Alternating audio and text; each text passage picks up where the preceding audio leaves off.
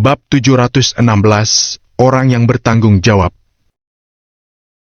Mereka hanya berdua di ruang tertutup. Jauh di lubuk hati, mereka berdua merasakan perubahan suasana. Wajah Nora mulai memerah. Dia menundukkan kepalanya dan melihat kakinya. Kakinya yang ramping ditekuk sedikit di bawah kursi penumpang. Meskipun dia tidak mengenakan stoking, kakinya masih terlihat cantik. Dadanya yang besar tertahan sabuk pengaman. Mereka berdua melepaskannya, dan semua suara di luar benar-benar dihalangi oleh mereka. Bahkan wajah mereka semakin dekat. Di mata Sean, bibir merah Nora bagaikan mawar indah yang bisa dipetik oleh pria manapun. Akhirnya, mereka saling menyentuh. Momen itu cukup lembut dan indah. Jantung Sean berdetak semakin cepat. Seperti anak kucing yang ketakutan, Nora duduk di kursi penumpang diam-diam, tidak berani bergerak. Meskipun dia telah hidup selama lebih dari 20 tahun, dia tidak pernah mengalami hal seperti itu. Sean adalah pria pertama yang menciumnya. Nora menahan napas, jantungnya berdebar kencang. Tok, tok, tok. Saat itu, seseorang mengetuk jendela. Sean dan Nora berpisah tanpa sadar. Nora menutupi wajahnya yang semakin memerah dengan tangannya. Sean menurunkan jendela sedikit dan sebuah suara terdengar dari luar. Tidak boleh parkir di sini. Kamu menghalangi kami menjalankan bisnis. Oke. Jawab Sean. Kemudian, dia segera melaju dengan tergesa-gesa bersama Nora. Seperti anak kecil yang telah melakukan kesalahan dan ketahuan. Mereka tidak bicara sepanjang jalan. Sean segera mengantar Nora kembali ke kediaman Kencana. Setelah turun dari mobil, Sean melihat bintang-bintang di langit dan berbicara dengan ekspresi serius. Aku baru saja memeriksa ramalan cuaca. Sepertinya akan ada badai petir malam ini. Apa? Nora tidak menanggapi sejenak dan melihat langit malam. Tatapannya cukup memikat. Banyak sekali bintang.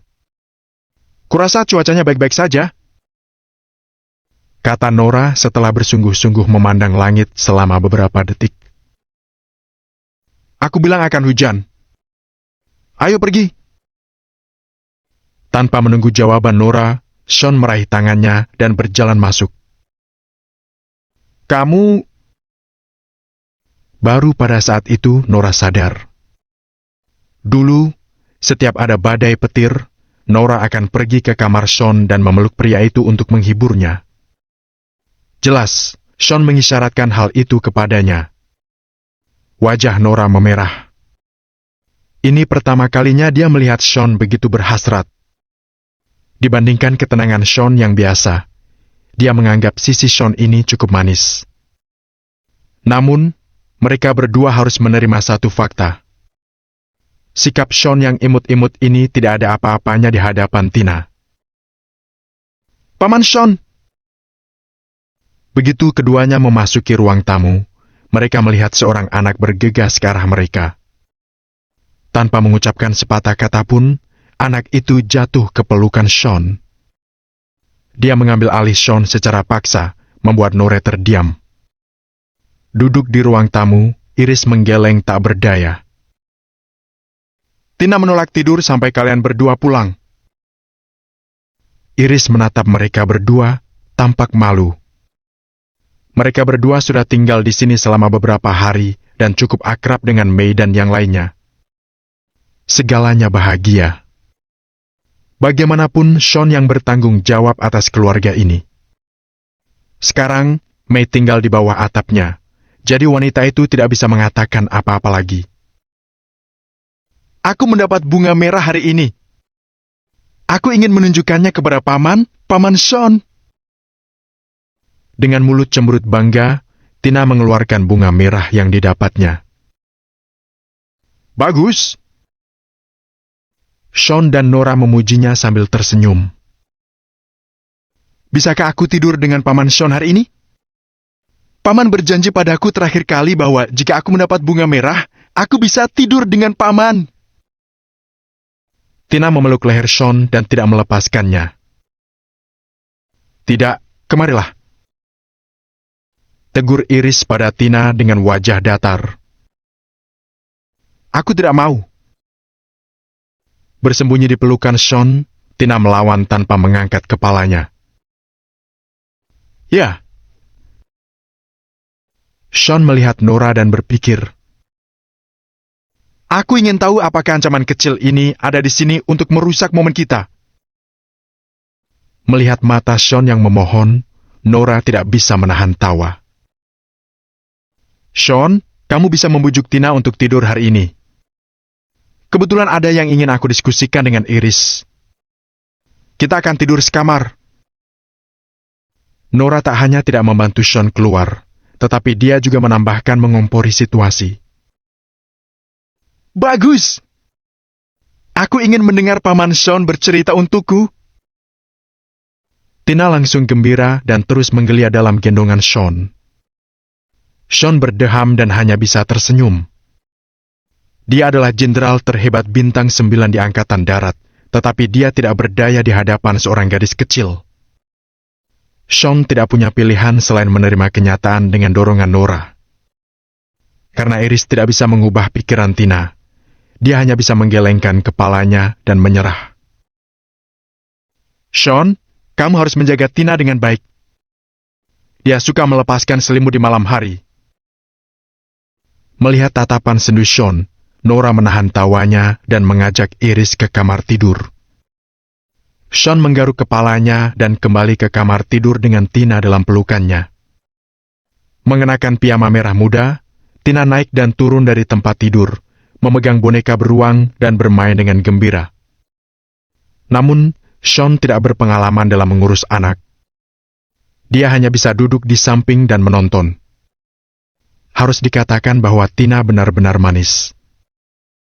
Gadis kecil ini mewarisi kulit ibunya, yang cerah, lembut, dan halus. Dia juga montok dan lugu. Sean tiba-tiba berpikir bahwa tidak buruk memiliki putri seperti itu. Setelah beberapa saat, Tina tertidur dengan beruang di pelukannya. Tinggal di keluarga Perkins membuat gadis kecil ini bijaksana dan perhatian di usia muda, sedemikian rupa sehingga memilukan. Sambil menghela napas, Sean meletakkan Tina di tempat tidur, menyelimutinya, lalu dia pergi ke balkon untuk menelpon. Jenderal, Lucas Eisen akan mengadakan konferensi pers pada pukul 10 besok pagi. Tujuannya adalah untuk menyelamatkan citra keluarga Eisen dan membangun kembali nama perusahaan Eisen. Setelah konferensi pers, mereka akan mengadakan rapat pemegang saham umum. Lapor Theo dengan cepat. Sean mengangguk kecil, membuat beberapa pengaturan dan perlahan meletakkan ponselnya. Besok, Lucas mengira bahwa hari itu perusahaan Eisen bisa dilahirkan kembali. Sesungguhnya, gerakan mematikan yang sebenarnya akan datang besok. Ayah angkat Sean, Jacob Johnson, pernah berkata kepada Sean bahwa hidup ini seperti catur. Mereka yang mengetahui permainan ini akan hidup. Mereka yang memecahkan permainan akan bertahan. Mereka yang mengendalikan permainan ini akan mendapatkan kemenangan. Sean sudah bersiap begitu lama untuk menguasai situasi secara keseluruhan. Dia harus memastikan tidak ada halangan sedikit pun. Bab 717, Bertahan Hidup. Sean sudah berjanji kepada Wesley untuk tidak membunuh Lucas dan keluarganya. Mengingat karakter Sean, dia akan menepati janjinya. Maka dari itu, Lucas dan Hawk tidak akan dalam bahaya. Namun Sean akan membuat mereka mengalami nasib yang lebih buruk dari kematian. Dia tidak bisa membiarkannya begitu saja setelah 2 tahun dipermalukan. Belas kasihan tidak pernah menjadi gaya Sean. Sean berdiri di balkon sebentar lalu kembali ke kamarnya. Benar saja, Tina telah menendang selimutnya ke lantai, dan kaki telanjangnya terungkap. Sean menggeleng tak berdaya dan menyelimuti Tina sebelum dia berbaring untuk beristirahat. Di kamar Iris, 2 wanita cantik seksi, masing-masing mengenakan piyama sifon, sedang berbaring di tempat tidur sambil mengoleskan masker wajah. Kaki mereka yang panjang dan ramping seputih susu yang terlihat memesona. Iris beberapa tahun lebih tua dari Nora, hampir 30 tahun. Namun, waktu tidak meninggalkan jejak apapun di wajahnya dan tubuhnya telah dijaga dengan baik. Iris, apa sudah lama kamu tidak punya waktu untuk dirimu sendiri? Tanya Nora sambil tersenyum dan membantu Iris menghaluskan sudut film datar di wajah Iris. Iya. Aku ingin tahu apakah Tina akan membuat Sean sulit tidur. Iris mengangguk sungguh-sungguh. Dulu, semua hidupnya hanya mengenai Tina. Meskipun Susan dan Fanny tinggal bersama mereka, mereka tidak pernah merawat anak-anak. Dia tidak terbiasa saat Tina tidak ada di sisinya. Tidak masalah. Biarkan dia mendapat pengalaman menjadi seorang ayah terlebih dahulu. Nora terkekeh, berbaring nyaman di tempat tidur. Terlebih dahulu? Tetapi, Nora, kamu... Mendengar ini, Iris tercengang dan melihat perut Nora tanpa sadar. Tidak. Iris, apa yang kamu pikirkan? Nora buru-buru menjelaskan sambil melambaikan tangannya dengan wajah kemerahan. Dia dan Sean hanya berciuman. Mereka tidak melakukan apa-apa lagi. Iris mengangguk dan menasihati Nora. Ya, aku pikir kamu juga bisa mempertimbangkan untuk memiliki anak. Itu tidak mungkin. Kami belum menikah. Nora dibesarkan dalam keluarga yang ketat, jadi dia konservatif. Iris tersenyum dan tidak berkata apa-apa lagi. Tidak sepantasnya dia membuat keputusan untuk Nora. Omong-omong, Iris, nenek baru saja menemuiku. Setelah hening beberapa detik, Nora memberitahu Iris mengenai pertemuan dengan Nyonya Perkins. Iris mendengarkan dengan tenang lalu mengangguk. Iris, kenapa kamu tidak mengatakan sesuatu? Apa menurutmu Sean tidak berperasaan karena melakukan ini? Nora agak menghela napas. Dia pada dasarnya baik hati, tetapi dia tetap tidak bisa memisahkan dirinya dari keluarga Perkins. Kurasa tidak. Jawab Iris dengan sungguh-sungguh dan menggeleng. Kenapa? Nora duduk dan menatap Iris sambil bertanya. Iris dan Nora saling berpandangan selama beberapa detik, lalu Iris juga perlahan duduk tegak. Aku pernah membaca ini di buku sebelumnya.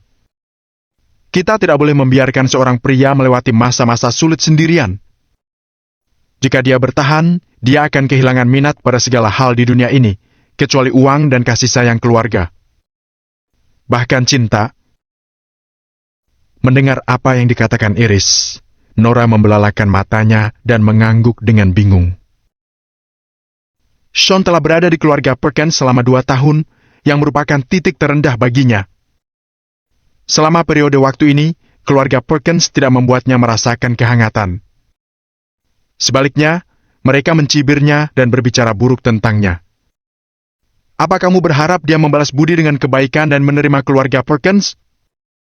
Bagaimana bisa kita mengatakan bahwa dia tidak berperasaan sekarang? Mendengar apa yang dikatakan Iris, Nora segera sadar. Sesungguhnya, apa yang dikatakan Sean kepada Nyonya Perkins sebelumnya sama. Namun, sungguh mengejutkan bahwa, dari semua orang, Iris bisa melihat hal itu. Iris memegang tangan Nora dan berkata dengan serius. Untungnya, kamu telah membuat pilihan yang tepat. Kamu telah memberi Sean kehangatan dan kebersamaan dalam 2 tahun terakhir. Aku yakin dia tidak akan mengecewakanmu. Nora mengangguk sedikit dan berkata, sebenarnya, aku tidak menyangka dia punya banyak uang. Aku hanya mendengar dari kakek bahwa dia gagah dan berani dan telah memberikan kontribusi besar untuk Draconia. Itulah sebabnya aku bersedia merawatnya. Nora menundukkan kepalanya sedikit. dia tidak pernah mempertimbangkan untuk dibalas atas usahanya dalam merawat Sean. Pada awalnya, dia mulai mengagumi Sean dan menghormatinya. Hanya 2 tahun persahabatan membuat Nora terbiasa dengan keberadaan Sean. Sejak pria itu pulih, Nora menemukan banyak hal yang membuatnya terpesona. Kepribadian Sean dan sikapnya terhadap pekerjaan membuat Nora menyukainya dari lubuk hatinya. Aku tahu, Sean bukan orang bodoh. Tentu saja, dia bisa melihatnya.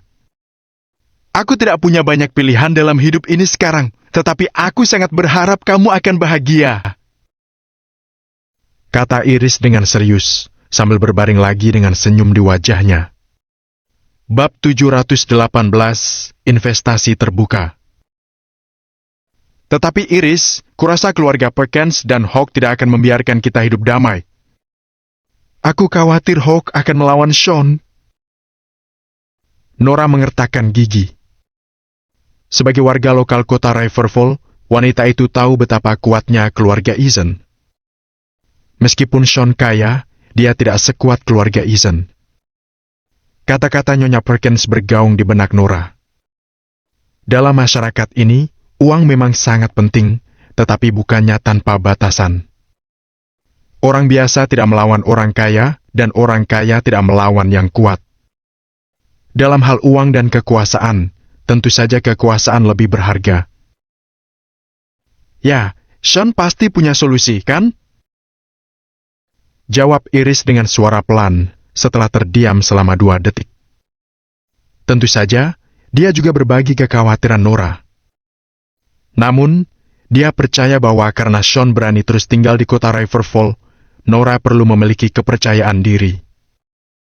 Meskipun demikian, dia tidak tahu apa yang akan dilakukan Sean. Malam itu berlalu dengan damai. Keesokan harinya, pukul 8:30 pagi, pasar saham dibuka. Banyak pemegang saham melihat bahwa pasar saham perusahaan Eason dapat diperdagangkan. Semuanya berjalan lancar dengan bantuan uang yang dipinjamkan oleh Lucas. Operasi perusahaan Eason segera membungkam para pemegang saham. Kemudian, pada pukul 10, Lucas mengadakan konferensi pers lagi. Untuk mengadakan konferensi pers ini, Departemen Humas perusahaan Eason telah bersiap sepanjang malam kemarin. Semua wartawan media yang hadir hari ini disuap oleh mereka, jadi mereka tidak akan mengajukan pertanyaan rumit. Oleh karena itu, acara itu lebih seperti tontonan publik bagi Lucas daripada konferensi pers. Lucas telah melunasi banyak pinjaman dari berbagai bank di kota Riverfall.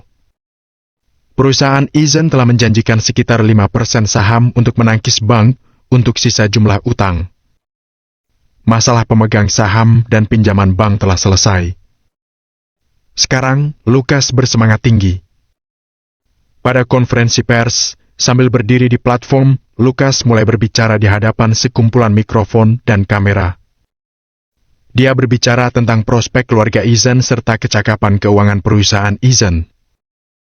Kedengarannya cukup mengesankan. Setelah pidato yang berapi-api, Lucas mengalihkan topik ke masalah tanah. Seperti yang kita semua tahu, tanah yang dibeli oleh perusahaan Eason akan menjadi area pengembangan utama kota Riverfall di masa depan. Pihak berwenang telah menaruh kepercayaan besar pada perusahaan properti dengan memberikan proyek ini kepada saya. Saya, Lucas, ketua perusahaan properti Eason, berdiri di sini untuk memberi jaminan kepada kota Riverfall dan warganya. Perusahaan Eason, seperti yang diharapkan, akan mengembangkan dan memanfaatkan tanah ini sebaik mungkin. Begitu Lucas menyelesaikan kata-katanya, tepuk tangan meriah terdengar. Kamera terus berkedip, dan suara klik kamera yang mengambil foto bisa terdengar. Lucas berdiri di sana dengan senyum puas. Melihat Lucas melambaikan tangannya untuk menenangkan keadaan, kerumunan segera berhenti bertepuk tangan. Lucas merasa puas dengan kerja sama mereka. Tentu saja, saya merasa agak bersalah karena perusahaan Eason menerima perhatian para pemimpin. Tanah ini sangat penting, sehingga perusahaan Eason saja mungkin tidak dapat membangunnya dengan sempurna. Jadi, kami mencari mitra. Jika Anda tertarik, Anda bisa membuat janji dengan kami. Proyek pengembangan berikut akan dilakukan sebagai operasi bersama. Lukas melihat kamera dengan senyum melebar di wajahnya. Dia tidak membuat segalanya sejelas itu. Namun, siapapun di dalam komunitas bisnis kota Riverfall mengerti maksudnya. Lukas membiarkan meja terbuka untuk investasi. Alasan mengapa dia mengatakan bahwa dia ingin mencari mitra tentu saja untuk menarik investasi dari perusahaan lain. Saat itu, dia juga akan menyerahkan beberapa proyek pengembangan ke perusahaan lain. Ini adalah keputusan yang saling menguntungkan. Setelah Lukas membuat pengumuman, banyak perusahaan tidak bisa diam. Bahkan perusahaan-perusahaan yang tidak berfokus pada pengembangan real estate juga terpikat. Semua orang tahu bahwa area pengembangan utama kota Riverfall jelas merupakan keuntungan bisnis besar. Pengusaha mengejar keuntungan. Mengingat betapa menguntungkannya proyek itu, wajar saja jika mereka menginginkan bagian juga. Konferensi pers ini berakhir dengan tepuk tangan. Sebelum Lukas sampai di kantornya, teleponnya terus berdering tanpa henti. Siapapun yang tidak bisa menghubungi Lukas secara langsung akan menghubungi perusahaan. Banyak perusahaan ingin bergabung. Lukas tertawa terbahak-bahak dan melempar ponselnya ke samping. Dia hanya ingin mengabaikan orang-orang ini terlebih dahulu. Dan ketika orang-orang ini sedang terburu-buru, dia akan membuat persyaratan sendiri. Apa kamu sudah memahaminya? Lukas menyalakan cerutu dan tersenyum kepada Hawk.